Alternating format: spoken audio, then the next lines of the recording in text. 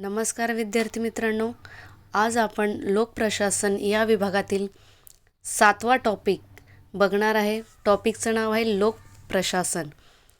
तर या लोकप्रशासन या प्रकरणात आपण लोकप्रशासनाचा अर्थ, लोकप्रशासनाची उत्पत्ती, त्याची भूमिका, महत्त्व आणि व्याप्ती या सर्व गोष्टी समजून घेणार आहोत.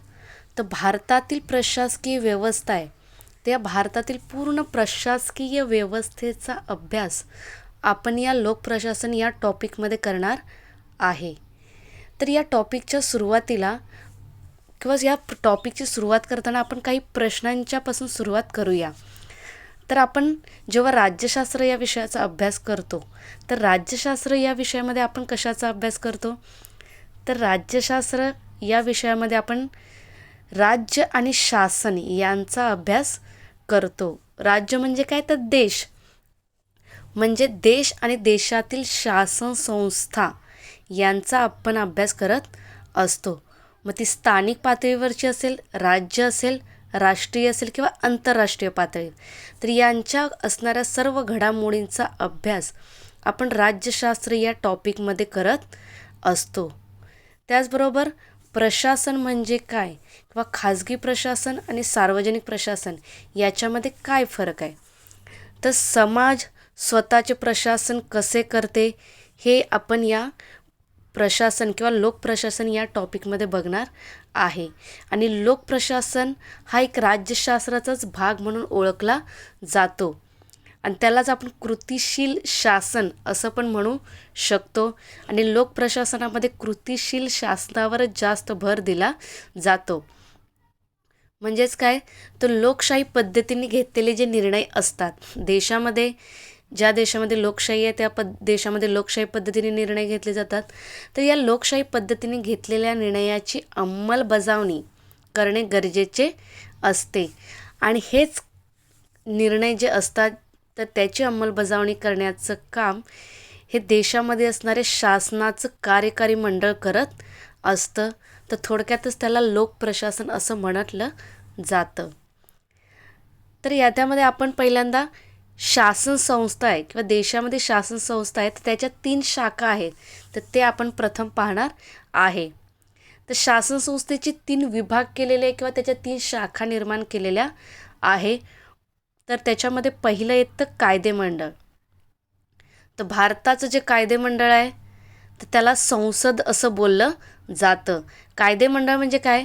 तर ज्या ठिकाणी देशामध्ये असणारे प्रत्येक कायदे जे तयार केले जातात. आपल्या देशामध्ये बघा दरवर्षी वेगवेगळे कायदे तयार होतात. कृषीवर आधारित, शिक्षणावर आधारित असे वेगवेगळे कायदे तयार होत असतात. तर हे कायदे तयार करण्याचं काम हे देशातील कायदेमंडळामार्फत केलं जातं. त्यानंतर शासनाचा दुसरा भाग आहे किंवा शाखा आहे, त्याला कार्यकारी मंडळ बोललं जातं. तर कार्यकारी मंडळ म्हणजे काय? तर तिकडे पंतप्रधान आणि त्यांचं असणारं मंत्रिमंडळ हे असतं. त्यांचं काम काय असतं की कायदेमंडळाने तयार केलेले जे कायदे असतात तर त्या कायद्याची अंमलबजावणी करण्याचं काम ह्या कार्यकारी मंडळामार्फत होत असतं. आणि शासनाची तिसरी शाखा आहे न्यायमंडळ, की जिकडे न्यायदानाचं काम केलं जातं. जसं आपण पाहिलं की सर्वोच्च न्यायालय, उच्च न्यायालय, प्रत्येक घटक, इतर कनिष्ठ न्यायालय, तर या सगळ्यांचा समावेश हा न्यायमंडळामध्ये होत असतं. तर याच्यामध्ये आपण शासनाचं जे कार्यकारी मंडळ आहे तर हे 2 प्रकारामध्ये विभागलेलं आहे. तर पहिलं आहे राजकीय कार्यकारी मंडळ, की ज्याच्यामध्ये निवडून दिलेल्या मंत्र्यांचा समावेश होत असतो. देशामध्ये असणारे वेगवेगळे जे मंत्री असतात कायदेमंडळामध्ये असेल देशाच्या किंवा घटक राज्याच्या कायदेमंडळामध्ये, तर या कार्यकारी मंडळामध्ये निवडून दिलेल्या वेगवेगळ्या मंत्र्यांचा समावेश होतो. दुसरं आहे कायमस्वरूपी कार्यकारी मंडळ. कायमस्वरूपी का म्हटलं जातं? कारण की हे निवडणुकीवरून नाही तर हे परीक्षेमार्फत निवडलेले असतात आणि हे कायमस्वरूपी असतात, हे बदलत नाही. जसं मंत्री असतात की दर 5 वर्षांनी निवडणुका होतात, त्या निवडणुकीला ते उभा राहतात आणि ते विजयी झाले की मग ते सत्तेवर येतात किंवा ते आपलं कार्य करत असतात. पण कायमस्वरूपी कार्यकारी मंडळामध्ये असणारे जे अधिकारी वर्ग आहे हे परीक्षेमार्फत आलेले असतात, तर ते कायमस्वरूपी हे असतात. तर अशा प्रकारे देशामध्ये किंवा भारतामध्ये आपण जर बघितलं तर भारतामध्ये कायमस्वरूपी कार्यकारी मंडळामध्ये केंद्रीय लोकसेवा आयोग किंवा महाराष्ट्र लोकसेवा आयोग, केंद्रीय लोकसेवा आयोग म्हणजे UPSC आणि महाराष्ट्र लोकसेवा आयोग म्हणजे MPSC, या ज्या दोन आयोगाने आयोजित केलेल्या ज्या स्पर्धा परीक्षा असतात, या परीक्षेमध्ये पास झालेले जे असतात विद्यार्थी, तर हे परीक्षेमध्ये पास झालेले विद्यार्थी हे वेगवेगळ्या अधिकारी पदावर रुजू होतात आणि ते देशाच्या कायमस्वरूपी कार्यकारी मंडळामध्ये काम करत असतात. तर ही जी प्रशासनाची प्रक्रिया आहे ही रोजच्या जीवनात सर्वत्र आपल्याला घडत असताना किंवा चालूही असते आणि ही प्रक्रिया प्रशासन सार्वजनिक किंवा खाजगी अशा दोन्ही संस्थेमध्ये आपल्याला दिसून येतं. म्हणजे प्रशासन किंवा जे रोजचं काम सुरू असतं हे सार्वजनिक आणि खाजगी अशा दोन्ही ठिकाणी आपल्याला दिसून येतो. प्रशासन या संज्ञेचा अर्थ विविध घडामोडीचे व्यवस्थापन असंही केलं जातं. म्हणजे प्रशासन म्हणजे थोडक्यात सांगितलं काय जातं की वेगवेगळ्या घडामोडी असतात, वेगवेगळ्या ज्या गोष्टी घडत असतात, तर त्याचं व्यवस्थापन करणे, त्याची देखरेख करणे किंवा त्याचं नियोजन करणे यालाच प्रशासन असं म्हटलं जातं. आणि हे प्रशासन मग सार्वजनिक आणि खाजगी आपल्याला असं दोन्ही क्षेत्रामध्ये दिसून येतं. तर लोकप्रशासन या विषयामध्ये आपण शासनाच्या क्रिया आणि प्रक्रिया यांचा अभ्यास करणार आहोत. तर तत्पूर्वी आपण लोकप्रशासन जे आहे तर त्याच्या काही व्याख्या आहे, काही विचारवंताच्या व्याख्या आहे, तर या व्याख्या आपण बघणार आहेत. तर शासनाने तयार केलेली उद्दिष्ट आहे, म्हणजे शासन संस्था आहे तर शासन संस्थेने काही उद्दिष्ट ठरवलेली असतात, काही गोष्टी ठरवलेल्या असतात आणि ती उद्दिष्ट त्या गोष्टी पूर्ण करण्यासाठी मानवी आणि भौतिक संसाधनाचे संघटनेने व्यवस्थापन म्हणजेच लोकप्रशासन सांगितलेलं आहे. म्हणजे समजा की आपल्याला देशामध्ये एखादी योजना राबवायची की देशामध्ये एखादा कायदा तयार करायचा आहे, तर एखादी योजना जर देशामध्ये आणायची किंवा एखादा कायदा तयार करायचा आहे तर त्यासाठी मानवी श्रम पण आवश्यक असतं आणि भौतिक संसाधन म्हणजे वेगवेगळे कागदपत्र असेल, कम्प्युटर वगैरे असेल तर यांची पण आवश्यकता भासते. तर त्याचं संघटन आणि व्यवस्थापन म्हणजेच लोकप्रशासन सांगितलेलं आहे. तर त्यानंतर आपण लोकप्रशासनाच्या काही विचारवंताच्या व्याख्या ह्या बघणार आहोत. तर पहिले विचारवंत आहे हर्बर्ट सायमन. तरी हे जे हर्बर्ट सायमन आहे तर यांनी लोकप्रशासनाची व्याख्या काय सांगितली आहे, तर लोकप्रशासन म्हणजे राष्ट्रीय, प्रादेशिक आणि स्थानिक शासनाच्या कार्यकारी मंडळाची सर्व कार्य, म्हणजे राष्ट्रीय पातळी असेल, प्रादेशिक असेल किंवा स्थानिक, या प्रत्येक ठिकाणी असणारे जे शासन संस्था आहे, कार्य करणारे जे कार्यकारी मंडळ आहे, तर यांचे असणारे सर्व कार्य म्हणजेच लोकप्रशासन सांगितलेलं आहे. त्यानंतर वॉल्डो हे एक दुसरे विचारवंत आहे, तर त्यांनी लोकप्रशासनाची एक व्याख्या सांगितलेली आहे, ती आता आपण बघणार आहे. त्याच्यामध्ये ते बोलतात की लोकप्रशासन म्हणजे राज्याच्या म्हणजेच देशाच्या घडामोडीसाठी उपायोजन केलेल्या व्यवस्थापनाची कला आणि शास्त्र. म्हणजे देशामध्ये घडणाऱ्या ज्या घडामोडी आहे तर त्याच्यावर वेगवेगळ्या उपाययोजना केल्या जातात, तर त्या उपाययोजनेसाठी केलेली जे व्यवस्थापन आहे तर त्याचं असणारी कला किंवा शास्त्र म्हणजेच लोकप्रशासन सांगितलेलं आहे. त्यानंतर लोकप्रशासनाची तिसरी व्याख्या आहे ल्युथर गिलिक यांची. ते असं बोलतात की लोकप्रशासन म्हणजे प्रशासनाच्या शास्त्राचा तो भाग आहे, तो शासनाच्या कार्याशी म्हणजे प्रामुख्याने कार्यकारी मंडळाच्या कार्याशी निगडीत असतो. म्हणजे प्रशासन हा शास्त्राचाच एक भाग सांगितलेला आहे.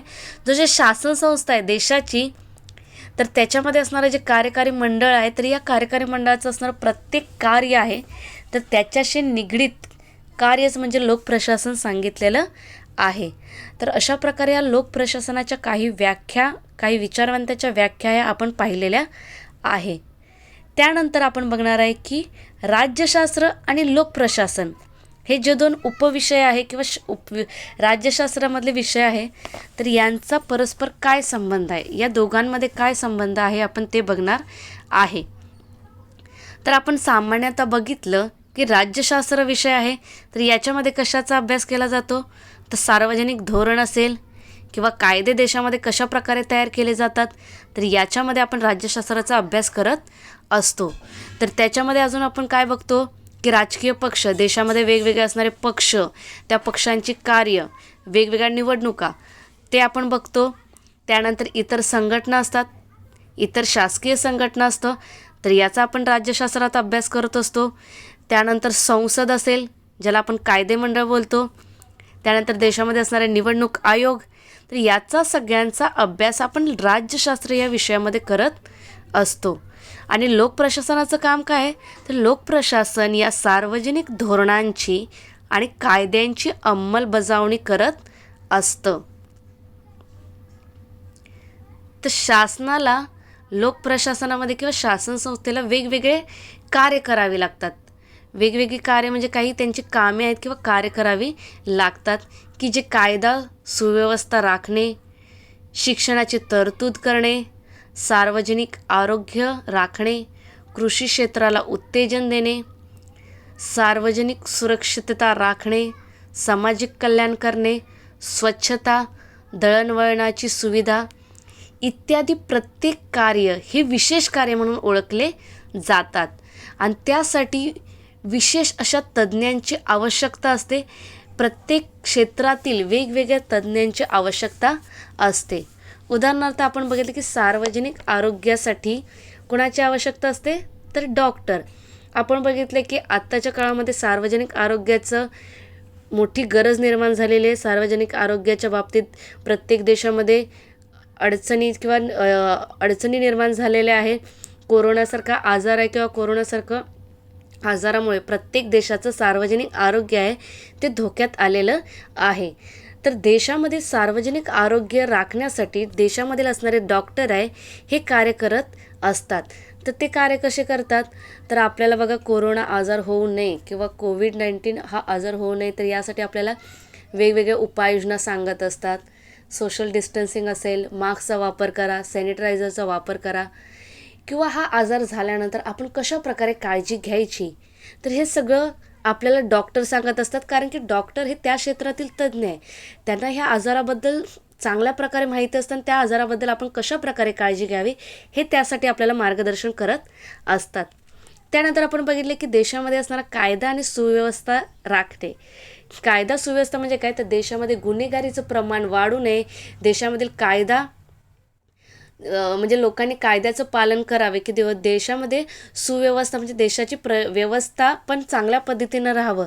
तर हे जर करण्याचं काम असतं तर देशामध्ये असणारं प्रशिक्षित पोलिसांचं असतं.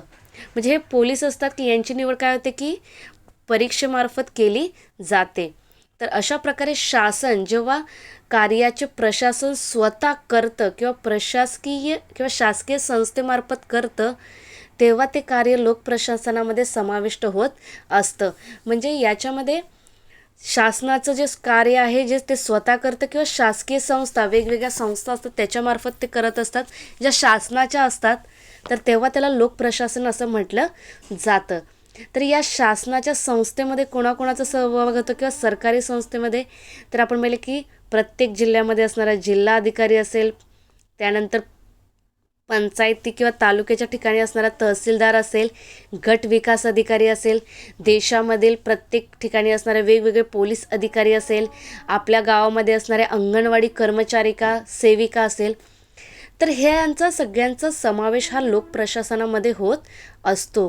हे भारतातील सर्वजण लोकप्रशासनाचे घटक म्हणून ओळखले जातात आणि शासनाच्या विविध योजना आणि कार्यक्रमाच्या अंमलबजावणीमध्ये ते महत्त्वाची भूमिका त्यांची असते किंवा शासनाला ते या वेगवेगळ्या योजना असेल किंवा वेगवेगळे शासन जे कार्यक्रम आखतो त्याच्यामध्ये ते मदत करत असतात.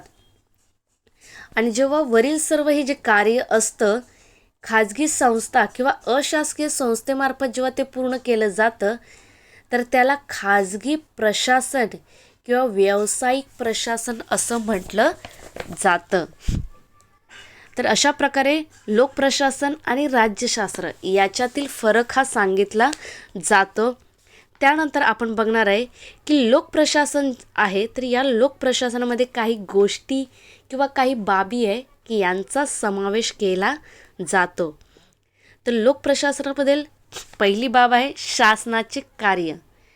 तर प्रामुख्याने कार्यकारी मंडळाची कार्य जे आहे तर याचा समावेश लोकप्रशासनामध्ये केला जातो. म्हणजे कार्यकारी मंडळ जे कायद्याची अंमलबजावणी करतात किंवा धोरणांची अंमलबजावणी करत असतात तर त्याचा समावेश हा लोकप्रशासनामध्ये केला जातो.